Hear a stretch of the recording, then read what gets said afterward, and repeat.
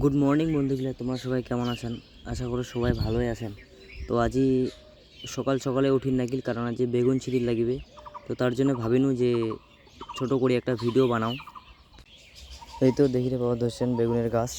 তো মই বেগুন বটে আসলো, বেগুন ছিঁড়াম। তো তোমরা ভিডিওটা দেখ কী করবেন, এগুলাই আমার মানে সম্পদ আর কি। এই কৃষিকাজ না করিলে, চাষবাস না করিলে, মানে একটা কথাই আছে না যে কাজ না করিলে ভাত নাই। তো আমারও ওই একই অবস্থা।